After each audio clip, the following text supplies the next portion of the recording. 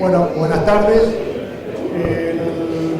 El ingeniero Norberto Villera nos va a hablar sobre el rol del Colegio de Ingeniería en la provincia de Buenos Aires. Un poquito como hicimos hoy, hacemos una charla y luego en la necesidad hacemos un debate con los temas que ustedes necesitan.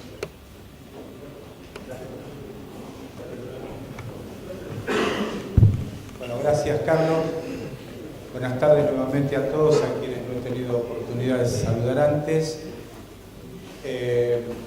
Voy a comenzar diciendo que hemos decidido dar esta charla atento que en este congreso están participando distintos actores que hacen al ámbito, en este caso eléctrico, que como antes decíamos, es una de las tantas especialidades de la ingeniería que forman parte, sus matriculados, sus profesionales forman parte de nuestro colegio, formamos parte. Como venimos advirtiendo a lo largo de nuestra dilatada trayectoria en estas lides político-institucionales, existe mucho desconocimiento respecto de la normativa que regula nuestro ejercicio profesional desde distintos ámbitos. Son los ámbitos que deberían aplicar correctamente la ley, controlar que se cumpliera toda la normativa. También existe desconocimiento por parte de nosotros mismos, de los propios profesionales, porque como siempre decimos, nosotros los ingenieros hemos sido muy bien formados, una muy sólida formación científica en nuestras currículas académicas, sobre todo en lo tecnológico, físico, matemático, pero con algunas carencias de formación en algunos otros temas que son tan o más necesarios que los conocimientos intrínsecos de nuestra formación curricular para el ejercicio de la profesión. Nos referimos a los conocimientos legales, comunicacionales, políticos, gremiales, económicos. Y esto explica que quizá sea generalizada la situación de que a nosotros lo que más fácil nos resulta es hacer la obra y lo que más nos cuesta es conseguirla y todavía nos resulta más dificultoso aún el cobrarla. Y es justamente porque nos faltan algunos de estos conocimientos que intentamos dar estas charlas en los últimos años de la carrera de ingeniería, en aquellas facultades donde nos invitan, o en cuánto ámbito tenemos propicio como para darlas. Yo les adelanto, vamos a pasar un PowerPoint que, digamos, incluye textos, lo hacemos para que sea más rápida la charla, atento al poco tiempo disponible, pero creo yo que la parte más importante es la respuesta a las preguntas que seguramente ustedes van a hacer.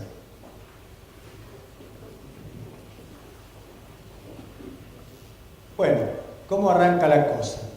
El Estado Nacional, a través del Congreso, tiene una de las tantas facultades que tiene, es la de dictar planes de enseñanza, crear universidades y ellas, las universidades, expedir títulos, ¿no? Todo esto de acuerdo con la ley conocida como de Educación Superior 24521. Esos títulos que emiten las universidades, en algunos casos, en muchos casos, el ejercicio de las profesiones a las que habilitan esos títulos puede poner en riesgo la seguridad pública, la salud, el patrimonio de las personas. Esto es el caso de los ingenieros, los médicos, los abogados, los contadores, los escribanos, etc. Por eso que el Estado que habilita, que emite estos títulos, tiene la responsabilidad, la obligación de luego controlar el ejercicio profesional al cual esos títulos habilitan, precisamente por haber sido el Estado Nacional el que expidió esos títulos. Ahora bien, el Estado, esa función de control, puede cumplirla per se, es decir, a través de cualquiera de sus dependencias, o delegarla en instituciones creadas por el propio Estado. En este caso, el Estado provincial, a través de su legislatura, crea los colegios o consejos profesionales, que son entidades de derecho público no estatal, regidas y creadas por una ley de la legislatura, que tienen esta función de contralor del ejercicio de las profesiones liberales. Ahora bien, el Estado crea los colegios. Para que los colegios puedan llevar a cabo esta función que les fue delegada por el Estado de control del ejercicio, es indispensable que aquellos actores, aquellos profesionales sobre los cuales va a realizar el control, estén obligados a inscribirse en los respectivos registros que el colegio lleva. Esto es lo que se conoce como la matriculación. ¿Qué posibilita este registro? Que en primer lugar el colegio identifique a los profesionales, verifique su habilitación legal para el ejercicio de la profesión en la especialidad de la cual se trate, que luego haga este control y que incluso a través del Tribunal de Disciplina juzgue este órgano independiente del colegio las posibles faltas a la ética profesional en el ejercicio de la profesión que estos profesionales pudieran llegar a cometer. Si el Estado reasumiera esta posibilidad, esta facultad que le es propia, también existiría obviamente la obligación de que los profesionales se matricularan en esos registros. Ahora bien, los colegios son personas de derecho público no estatal, dijimos, es decir, no forman parte del Estado. Para su funcionamiento, obviamente, el Estado no les dota de ningún tipo de recurso, sino que son sus propios miembros los que deben sostener el funcionamiento de los colegios. ¿Esos recursos de dónde salen? De la cuota anual de matriculación y de la tasa por ejercicio profesional, más vulgarmente conocida como tasa de visado. Esto que debió haber sido al comienzo la definición para nosotros de ejercicio profesional de la ingeniería, podemos hacerla como está allí o desde lo que la propia ley 10.416, que es la que se sancionó allá por el año 86, definió como la aplicación de los conocimientos propios de la disciplina. Esto es importante, lo hay allí subrayado. Y entramos ya en cuestiones polémicas. El ejercicio profesional, acorde a la legislación que impera en nuestro país, es personal, en la doble acepción del término. Por un lado significa que el profesional no lo puede delegar en otras personas, y al mismo tiempo significa que solamente puede ser realizado por personas físicas, no por personas jurídicas. No están habilitadas a realizar ejercicio profesional en nuestro país ninguna persona jurídica. Bueno, allí hay algunos ejemplos de casos de ejercicio profesional, seguramente conocidos por todos ustedes. También el desempeño de cargos tanto públicos como privados, siempre que impliquen la aplicación de conocimientos propios de la disciplina de la ingeniería, se considera ejercicio profesional. Y acá entramos también en otra situación bastante debatida. Cuando un ingeniero ocupa un cargo público, puede estar ocupándolo como ingeniero o como un cargo político. En este último caso no es ejercicio profesional, porque cualquier persona, en el caso de las municipalidades, la ley orgánica de los municipios dice que son colaboradores del intendente y éste tiene la prerrogativa de designar a cualquier persona de su confianza. Pero en el caso de las reparticiones públicas, empresas públicas o aquellas reparticiones del Estado, tanto provincial como municipal, cuando los ingenieros ocupan cargos producto de su formación y aplicación de conocimientos como tales, se considera ejercicio profesional por la ley. Allí tenemos más ejemplos. Bueno, lo que antes decíamos es un poder propio del Estado provincial, jamás delegado en la nación. Y ahí entramos en otra situación polémica, cuando se habla de matrícula nacional o de jurisdicción nacional o matrícula provincial.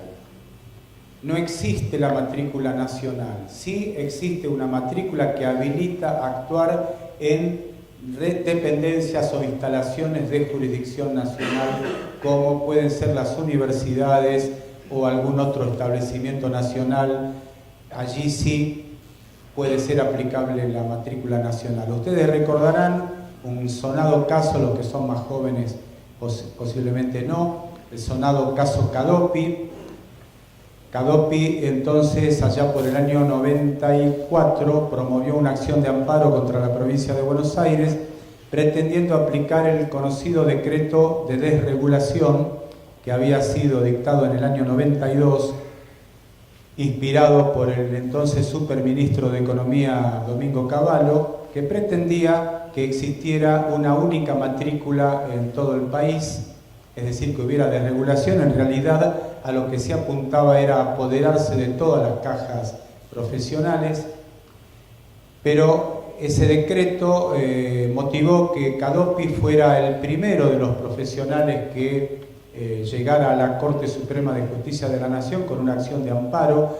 La Corte dictó la correspondiente medida cautelar y le ordenó a la provincia de Buenos Aires que le permitiera inscribirse en los registros de la Dirección de Sanidad Vegetal sin estar matriculado en la provincia. Al tomar conocimiento, el Colegio de Ingenieros se presentó como tercero interesado en el juicio. Fuimos admitidos y tuvimos la inmensa fortuna de ganarlo y ser la primera sentencia de la gran cantidad de profesionales de otras disciplinas, abogados, médicos, etcétera, que también habían hecho lo mismo que Cadopi. La Corte Suprema de Justicia rechazó, dictó la medida, la sentencia, rechazando la pretensión de Cadopi, y en sus considerandos la Corte dijo que las provincias jamás delegaron en la Nación el control del ejercicio de las profesiones liberales. Entonces, quedó claro ahí definitivamente por el máximo Tribunal de Justicia que la matrícula es provincial. Más adelante vamos a ver un fallo judicial que hace referencia también al cumplimiento de las normas locales. Bueno, la experiencia indica que quienes más interesados están y mejor capacitados para hacerlo son los propios profesionales en custodiar el prestigio de la profesión. Por eso son los más autorizados como para hacer el gobierno de la matrícula. Bueno, en la provincia de Buenos Aires esta delegación se ha efectuado por ley de la legislatura número 10.416 en el Colegio de Ingenieros de la provincia de Buenos Aires. Bueno, ahí hay algunas consideraciones de que todos los miembros del colegio deberían considerar a esta institución como una herramienta gremial profesional para hacer valer nuestros derechos. ¿Por qué? Bueno, ahí se hace una definición, es un espacio que ya nos corresponde y a partir del empleo de este espacio podemos hacer valer nuestros derechos. Bueno, hay conflictos permanentemente, hay solapamiento de incumbencias con otros profesionales, hay solapamientos internos dentro del propio colegio, lo que antes yo dije en el acto de apertura, somos la única jurisdicción del país donde todos los ingenieros pertenecemos a un mismo colegio. Las otras provincias grandes como Córdoba y Santa Fe tienen 3 colegios de ingenieros, por un lado el de ingenieros civiles, por otro lado el de ingenieros agrónomos. Y fíjense qué curiosidad, los otros 160 y pico de títulos de ingenieros que existen hoy en nuestro país están en otro colegio que se llama de especialistas. Es decir, que las provincias grandes tienen 3 colegios de ingenieros. El otro extremo, al de la provincia de Buenos Aires, es la ciudad autónoma, capital federal, que tiene 11 consejos de ingenieros. Entonces decíamos, hay que fijar estrategias, hay que estar permanentemente atentos a los conflictos, a los agentes externos y o internos que pueden perturbar nuestro ejercicio profesional.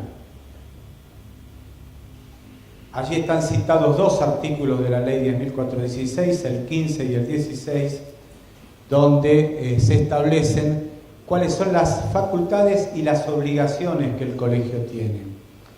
El colegio tiene la obligación de fiscalizar y promover el correcto ejercicio profesional en la jurisdicción provincial. Y ahí está citada también la obligación de los miembros del colegio, que es de cumplir todo lo preceptuado en esta norma. De allí se desprende, y aquí hay otro mito de quienes permanentemente se preguntan y confunden el colegio, que es de matriculación obligatoria, con una entidad de libre agremiación voluntaria, donde dicen, ¿qué beneficios me da el colegio? El colegio también da beneficios y luego vamos a citar algunos ejemplos. Pero la obligación del colegio principal, delegada por el Estado provincial, es controlar el ejercicio de la profesión.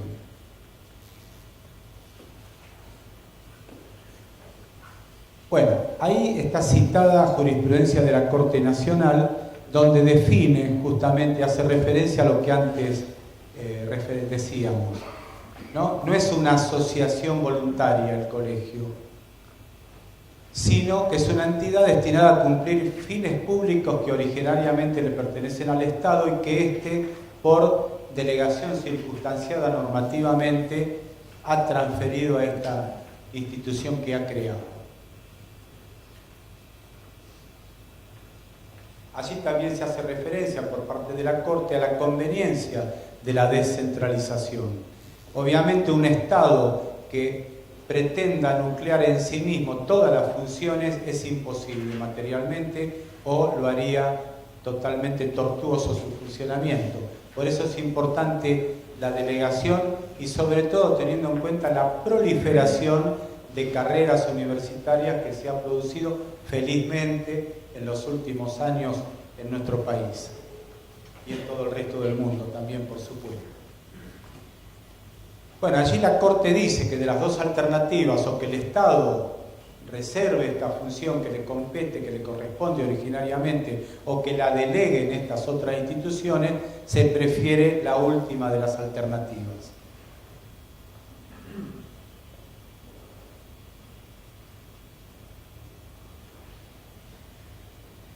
Bueno, allí dice lo que antes comentábamos, que los propios miembros son los que están más interesados en velar por el prestigio de la profesión. Bueno, una referencia importante: en nuestra provincia, tanto los colegios como las cajas tienen rango constitucional. Ahí están citados los artículos 40 y 41 de la Constitución bonaerense, reformada en el año 94, le ha otorgado este reconocimiento.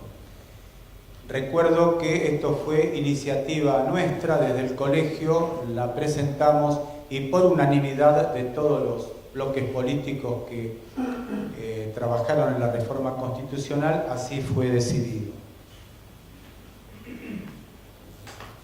Bueno, ¿cómo está estructurado el colegio? Está dividido en 7 distritos, cada uno con su respectiva jurisdicción territorial. Y la tarea de control del ejercicio profesional la ejecutan los distritos, es decir, las autoridades, los consejos directivos de distrito tienen la responsabilidad asignada por la ley de hacer esta tarea de control del ejercicio profesional. Fíjense que ya la ley lo dice, en cualquiera de sus especialidades y distintas modalidades del ejercicio profesional. A posteriori, luego de sancionada la ley 10.416, fue sancionada la ley 10.698, que introdujo el artículo 6 bis, que es el conocido como la obligación del visado previo. ¿Qué establece ese artículo? Que ninguna repartición nacional, provincial o municipal podrá dar curso a ninguna documentación presentada por ingenieros que carezca de las constancias de haberse efectuado el visado previo de esa documentación. Luego fue observado, fue vetado parcialmente este artículo y fue eliminada la palabra nacional. Fíjense que los organismos nacionales, cuando se trata de jurisdicción nacional, no están obligados de cumplir con este artículo. ¿Qué significa el visado previo?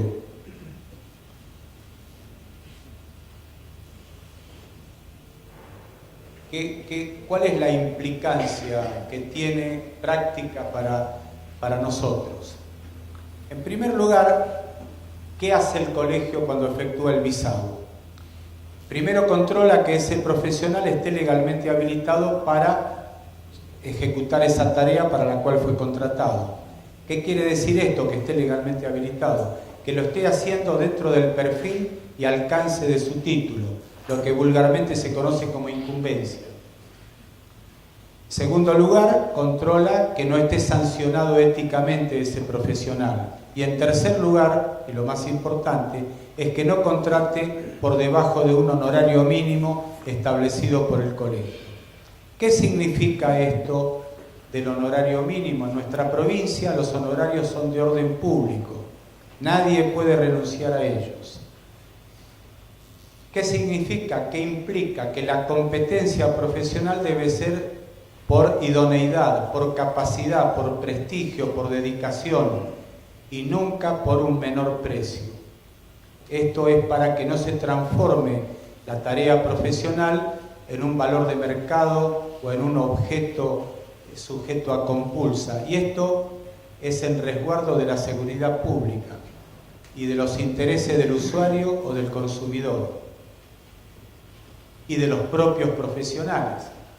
¿Por qué? Si cada uno de nosotros para cada tarea tiene un honorario mínimo, tiene una herramienta para hacer valer sus derechos. Que la utilice o no ya es decisión personalísima de cada persona, pero por lo menos tiene la herramienta. Cuando a un profesional el cliente no le paga y éste tiene que ir a la justicia para cobrar, lo primero que hace el juez es cursar un oficio al colegio preguntándole si ese profesional estaba matriculado, si estaba legalmente habilitado y si el contrato que exhibe es copia fiel del que obra en los registros del colegio. Si le respondemos afirmativamente, se terminó la producción de la prueba. Reviste el carácter, como se conoce en la jerga de tribunales, como un certificado de cobro ejecutivo. No se discute más nada. Fíjense la importancia que tiene el celebrar un contrato, entre otras tantas, ¿no? Vamos a ver más adelante, como antes les decía, la cita de un fallo. Bueno, obviamente el no cumplimiento del visado previo obstaculiza la labor del colegio. ¿Y qué es lo que principalmente dificulta? El combatir el ejercicio ilegal de la profesión. Esto es la competencia desleal. Que ninguna otra persona que no está formada académicamente para poder realizar esa tarea que nos es propia, nos quite el trabajo.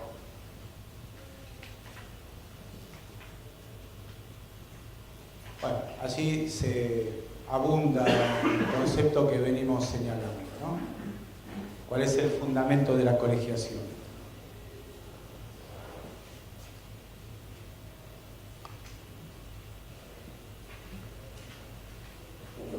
Ahí está el fallo judicial que antes les citaba. El juez, ante un reclamo de un profesional al cual no le habían pagado, ¿qué sostuvo en su sentencia? Que para reclamar honorarios hay que dar cumplimiento con la normativa local, en especial hallarse matriculado.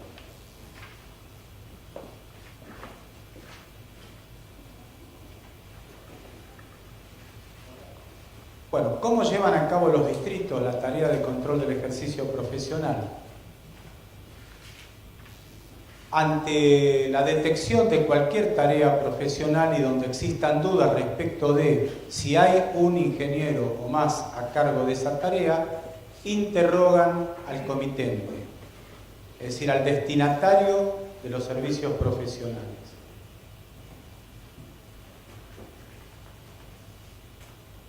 ¿Cómo lo hace? Bueno, allí se señala que los distritos actúan sobre el comitente, no sobre el profesional. ¿Por qué? Por dos razones. Primero, el principal responsable de dar cumplimiento con la formalización y el visado del contrato es el comitente. es quien presuntamente se beneficia de la evasión por pretender la eliminación de un llamado costo. Y desde el punto de vista político, obviamente que el colegio no quiere ir contra sus propios matriculados, sino contra su comitente, que por lo general son empresas y por ende son más solventes económicamente como para afrontar un reclamo. ¿De qué se vale el colegio para ir contra el comitente y no contra el profesional? Se basa en la ley 12.409, sancionada por la legislatura bonaerense en el año 2002 a instancias nuestras. Esta ley, que es muy escueta, es un solo artículo, fue a llenar dos vacíos normativos que existían. Había un uso y abuso indiscriminado por parte de las empresas para hacer valer la figura de la relación de dependencia y no hacer los contratos con los profesionales, y por el mismo sueldo que le pagan por las tareas rutinarias para las cuales lo tienen empleado a ese profesional, hacerle asumir las responsabilidades civiles, penales inherentes del ejercicio profesional. Es decir, una sobreexplotación del ingeniero.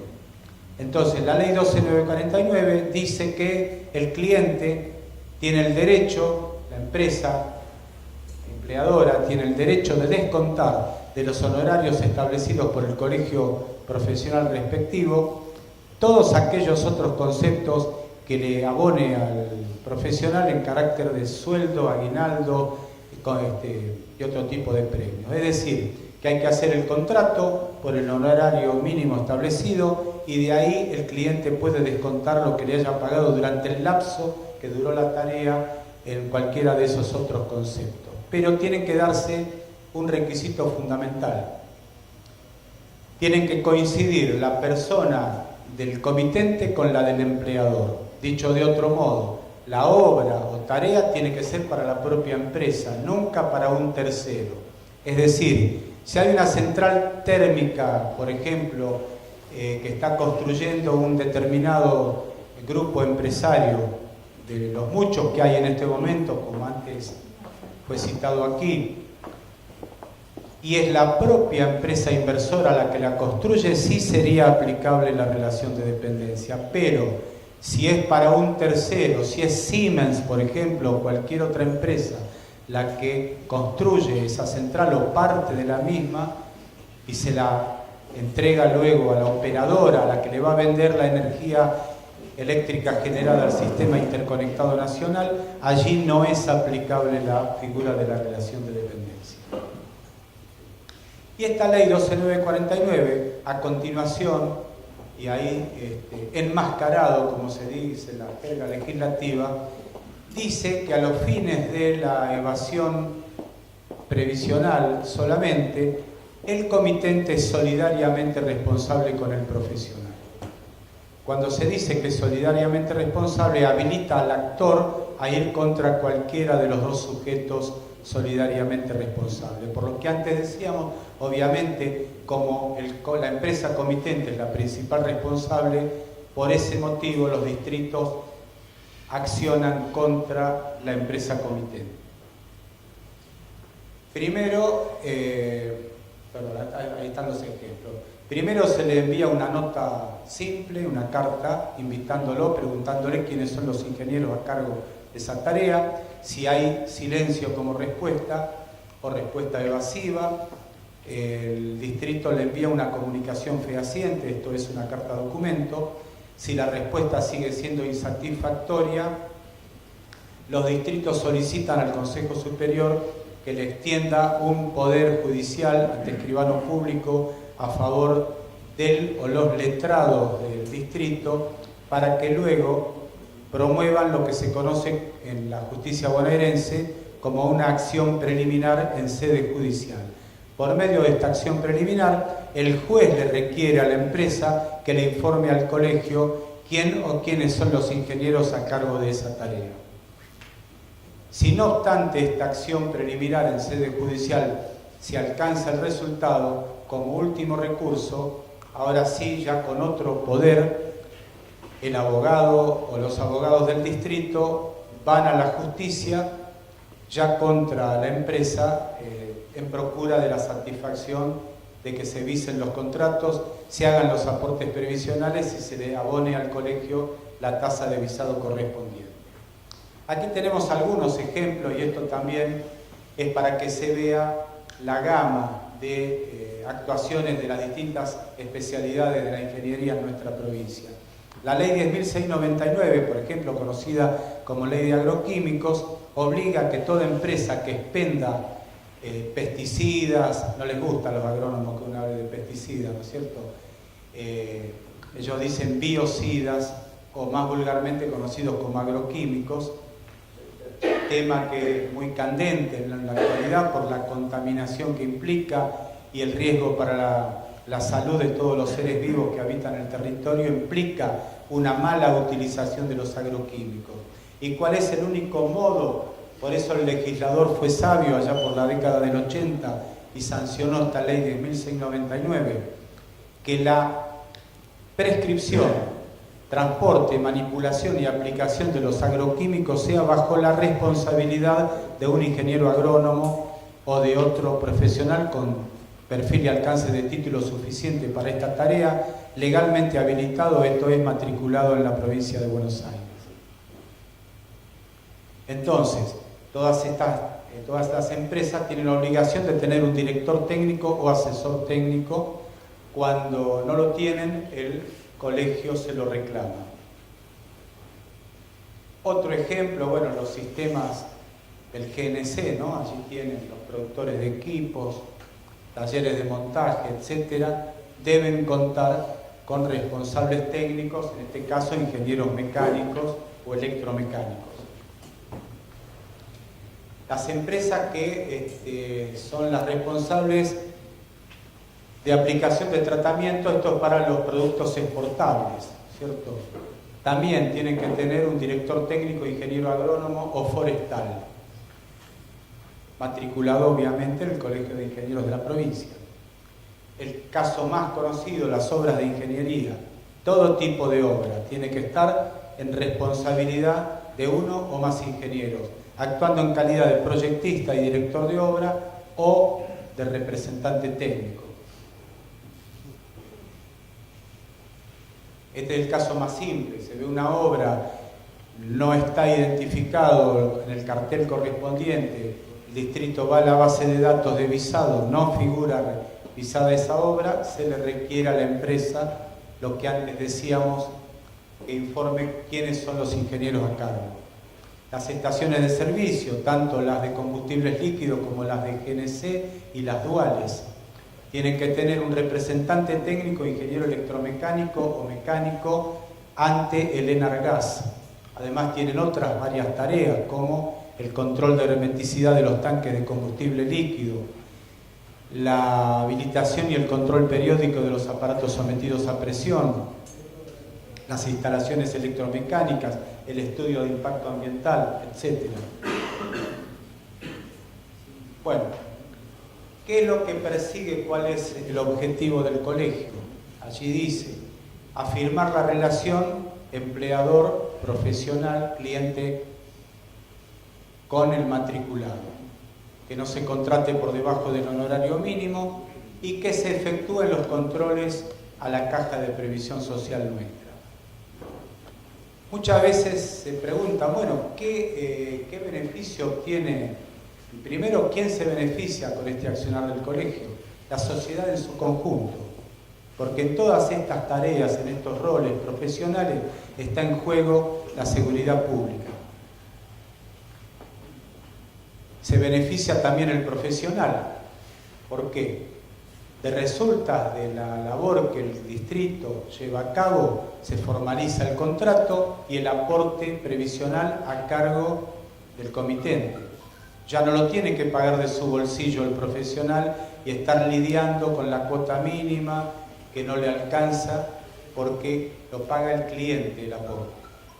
Y además le paga un honorario mínimo establecido por el colegio, del mínimo para arriba. No es obligación contratar por el mínimo, lo que es obligación es no contratar por debajo del mínimo. Bueno, esto es lo que mencionábamos antes, cómo es el mecanismo.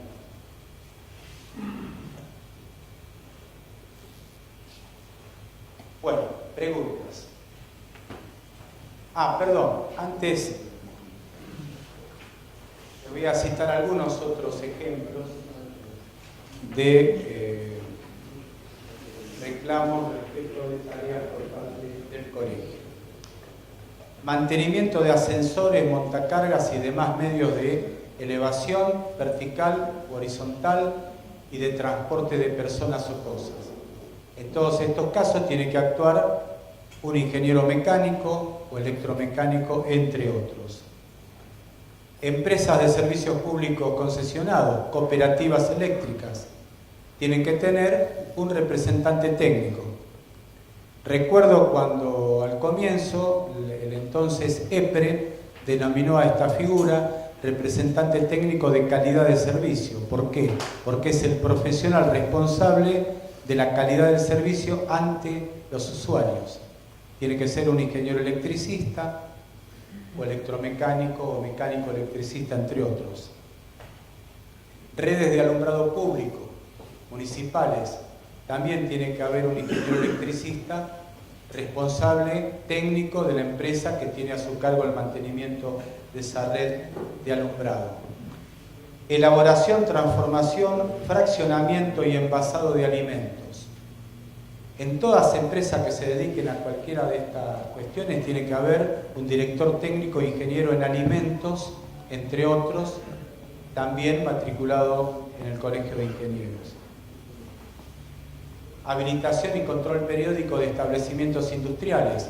La Ley 11.459 obliga a que se realice el estudio de impacto, la categorización primero y luego el estudio de impacto ambiental de toda industria. Fíjense que nuestra provincia también fue pionera en esta normativa en procura de la defensa del ambiente, del mal llamado medio ambiente. En realidad es el ambiente entero lo que hay que defender. ¿Saben ustedes de dónde se origina este error de denominar medio ambiente? En la Conferencia Mundial de Estocolmo del año 72. Algunos traductores al español se comieron una coma.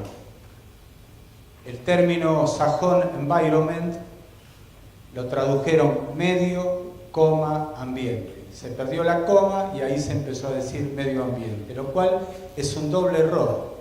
Primero porque es una redundancia, es como decir cultura humana o lapso de tiempo, o subir para arriba, más vulgarmente conocido. Y en segundo lugar, hablar de medio ambiente es como que estuviésemos queriendo defender la mitad del ambiente, que es todo lo contrario de lo que se quiere referir.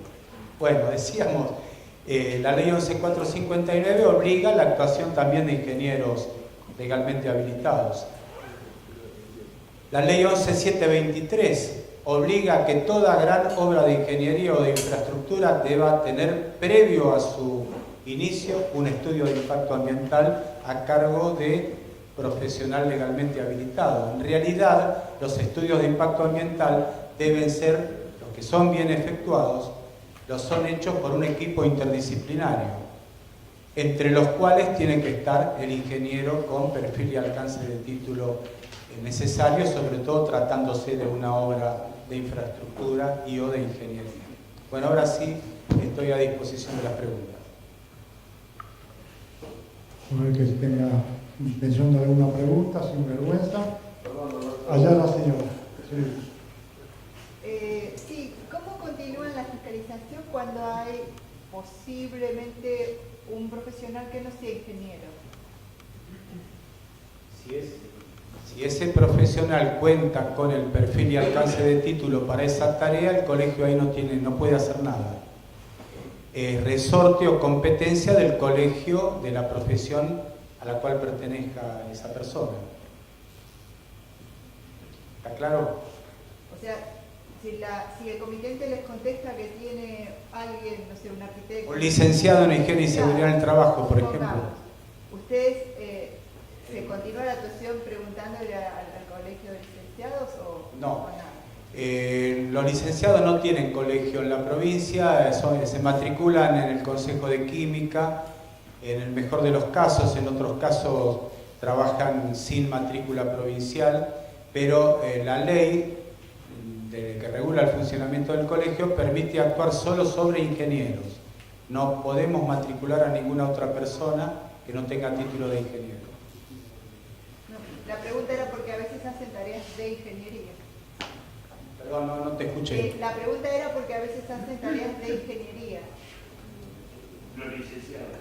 Bueno, en ese caso hay que ir a la justicia, porque hay un ejercicio ilegal de la profesión en ese caso.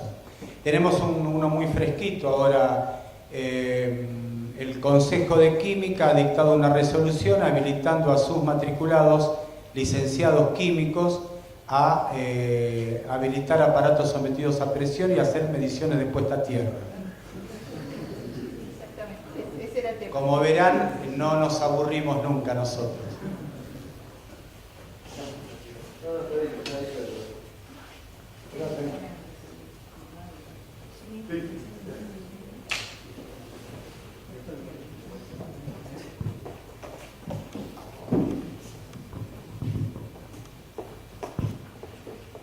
Quizás la pregunta tiene que ver con la parte de la responsabilidad con AFIP, por ejemplo.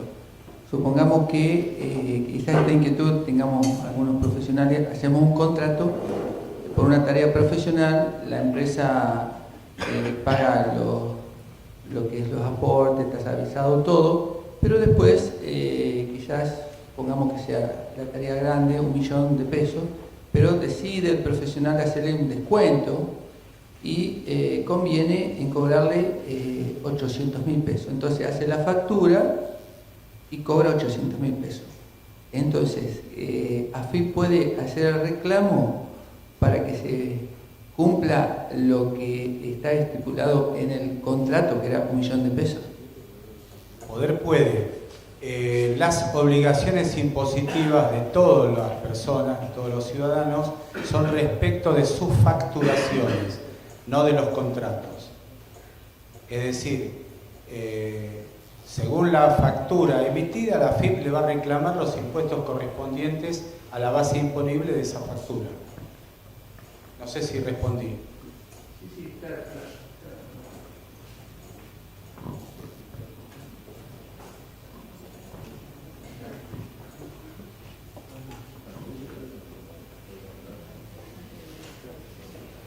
Retomando el tema de las obras que fueron oportunamente auditadas por el colegio y que se encuentran en un proceso que la empresa no ha contestado los requerimientos respecto del funcionamiento de la obra. Obviamente, la consulta es, ¿eso aplica a la construcción de una determinada parte de la obra que es la que le requiere el colegio o aplica a toda obra asociada a ese mismo emprendimiento? En realidad aplica a las tareas de ingeniería. A ver si interpreto el sentido de la pregunta. Una obra, por ejemplo, de tu especialidad, un tendido eléctrico, bueno, en ese caso, sea el proyecto y la dirección o la representación técnica o el proyecto y dirección ejecutiva, según como sea el contrato de locación de obra, según el comitente sea el Estado o un privado, se puede dar cualquiera de las distintas circunstancias. Siempre lo que nosotros llamamos el valor en juego, es decir, el valor de la obra, es respecto del cual se determinan los honorarios. Entonces, el honorario va a depender del valor total de la obra, incluso los impuestos, incluso el IVA. Hay una resolución del Consejo Profesional de la Ingeniería, que fue el antecesor del Colegio de Ingenieros, ya de, si mal no recuerdo, de allá por el año 82, 81, que estableció que el IVA forma parte del valor de la obra. Lo único que se puede descontar del valor de la obra es el honorario en sí mismo. Y algunas reparticiones, de hecho, lo hacen como vialidad de la provincia, por ejemplo.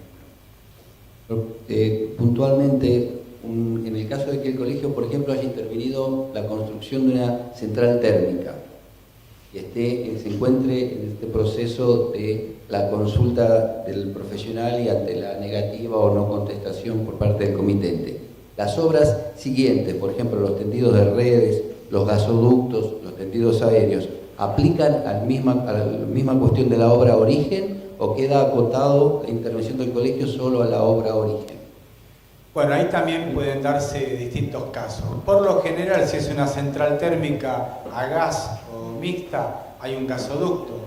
Obviamente hay que alimentarla con gas a esa central. Y siempre hay un gasoducto que también tiene que estar a cargo de una empresa que tiene que contar con un proyectista y un director de obra y o un representante técnico. Entonces también se le debe reclamar a sí mismo. Cuando se le reclama a la empresa, se lo hace por la totalidad de las tareas que forman parte de esa obra. Por ejemplo, el servicio de higiene y seguridad en el trabajo, el estudio de impacto ambiental, el plan de gestión ambiental, que también tiene que estar a cargo de otro profesional. Son todas tareas inherentes a la obra y que hay normativas que obligan a cumplirlas. Siempre en resguardo de la seguridad pública y de la seguridad de las personas, incluso de las que van a trabajar ahí dentro y de las que están trabajando durante la obra. ¿Alguna otra pregunta? Una consulta. ¿Tiene varias ART, por ejemplo, que informan en medición de puesta a tierra, ellos no exigen, las ART cuando van a controlar las empresas, no exigen que el contrato esté, que el informe esté revisado? Es una situación que creo que nos debería preocupar a todos porque vela contra nuestros intereses. Quería saber, digamos, qué podemos hacer todos los ingenieros que estamos acá presentes como para poder atacar ese frente. Muy buena la pregunta. Nosotros, recuerdo años atrás, dimos charlas en distintos lugares de la provincia, acá en Olavarría, en Mar del Plata, en La Plata, por Pergamino, algunos que recuerdo. Dimos charlas junto con funcionarios del Ministerio de Trabajo, donde ellos explicaban ciertas normativas y nosotros dábamos la visión del colegio. Tu pregunta es muy importante porque ¿cuándo el colegio puede tener una mejor respuesta, más rápida y más contundente, más eficiente en el plan de control del ejercicio profesional? Cuando hay actores interesados, cuando los mismos ingenieros son los que traen la información y los que aportan los elementos de prueba para que el colegio los haga valer y los que operan en favor de este sistema. Por eso es importante el comprender que es a favor de todos nosotros. Lo que podemos hacer es la promoción, la explicación, ocupar los espacios y convencer a los actores. Y si esto no es suficiente, bueno, como último recurso, ir a la justicia. ¿Por qué digo último recurso? Porque es un proceso muy lento, que demora muchos años y a veces es aplicable la frase de que es más caro el collar que el perro. Pero se obtiene jurisprudencia que luego en casos similares agiliza mucho el reclamo. Ahora, lo más importante, por eso resalto el sentido de tu pregunta, es que los propios actores, los propios ingenieros sean los que hagan notar esta inconsistencia, este incumplimiento de la normativa. No puede, las ART persiguen fines de lucro, muy pocos se preocupan por la seguridad de los trabajadores y por el cumplimiento de las normas. Entonces, los ingenieros que están formados, los ingenieros laborales y los en higiene y seguridad en el trabajo, que están formados para cuidar la seguridad y la salud de los trabajadores, son los que también tienen que hacer cumplir todas las normas. No solo utilizar los elementos de protección personal, ¿no? Los zapatos de seguridad, por ejemplo, sino cumplir toda la normativa. Pero no me queda claro, la ART, en lo que exige, ¿es según la ley o está fuera de la ley? No te entendí. En lo que dice acá el colega, que la ART está diciendo que la cuenta tierra no esté visada por colegio de Está incumpliendo la ley. La ley dice que sí. La ley dice, artículo 6 bis, que toda tarea de ingeniería tiene que ser visada previamente por el colegio. ¿Para qué? Perdona, para evitar que esa puesta a tierra la mida un químico o un idóneo. Yo no entiendo, pero la superintendencia de trabajo, que es la que tiene el control de controlar toda la ART, tenido una reunión hace 15 días, Carlos Barragán también participó, junto con la ingeniera Marta Di Luca. Hemos tenido una reunión con 3 funcionarios de la SRT, tomaron el reclamo nuestro y dijeron que bueno, que iban a ver qué es lo que podían hacer.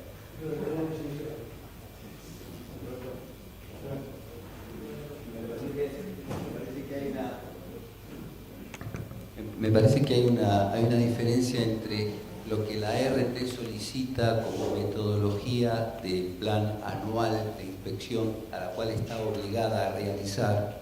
Eso es una incumbencia. Muchas veces el comitente pretende o requiere solamente la justificación de esa medición, y una cosa muy distinta es lo que sucede si llega a haber un daño o una electrocución, cómo funciona esa medición puesta en una instancia judicial. En una instancia judicial funciona todo lo que Norberto dice. Si esa puesta a tierra no estuvo verificada por un profesional responsable y el colegio no pudo auditar que ese profesional está en condiciones de ejercer la tarea, es absolutamente inválida. Lo que el cliente no sabe es que lo que le pide la RT le sirve a la RT, pero no le sirve al cliente. El comitente debería saber, y eso me parece que es una tarea que nosotros como profesionales nos debemos a nosotros mismos, explicarles a nuestros comitentes que una cosa es lo que pide la RT y otra cosa es la seguridad que tiene que tener el propio dueño de su instalación.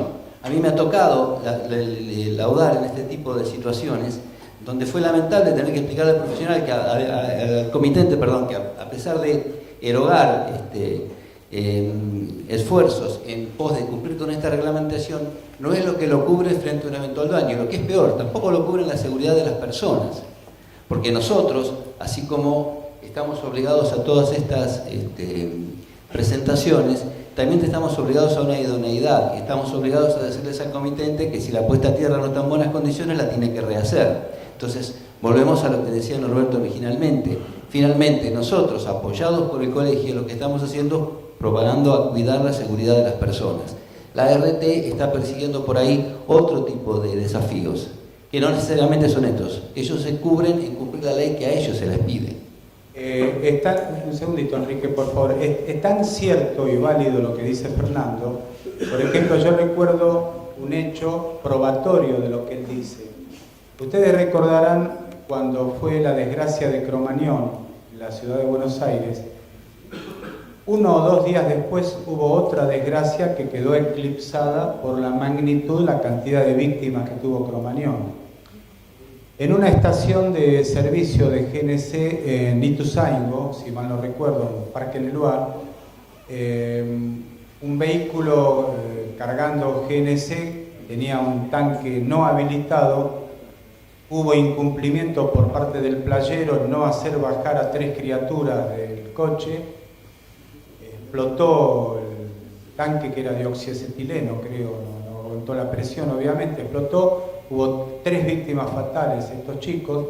Fue condenado luego penalmente el propietario de la estación de servicio y el representante técnico ante Enargas. Entre otros fundamentos de la sentencia del juez, fue uno, que el local no tenía la habilitación definitiva por parte del municipio, que sabe todo el mundo que demora años, y otro fue que el profesional no había avisado el contrato en el colegio. Entonces, fíjense cómo un incumplimiento formal puede dar origen a una consecuencia tan gravosa para los bienes y las personas. Enrique. Sí, al respecto, quería decir lo siguiente, que está articulada por la seguridad nacional, la seguridad, de la sociedad. Y muchas veces cuando nos toca hacer fiscalización y uno exige todos los contratos profesionales por proyecto, dirección, y les exigimos en los contratos de seguridad e higiene, y nos dicen, y es un licenciado. Y lo que más le hacemos recapacitar al empresario es cuando le decimos, pero los licenciados no tienen colegio, no tienen matrícula. Cuando ocurra un siniestro y tengan que ir a la justicia, tal vez, o no, cuando las compañías de seguridad vean que esos profesionales no tienen matrícula, puede ocurrir un riesgo, puede correr riesgo el capital de la empresa. Y ahí empiezan a analizar y a considerar de contratar profesionales ingenieros.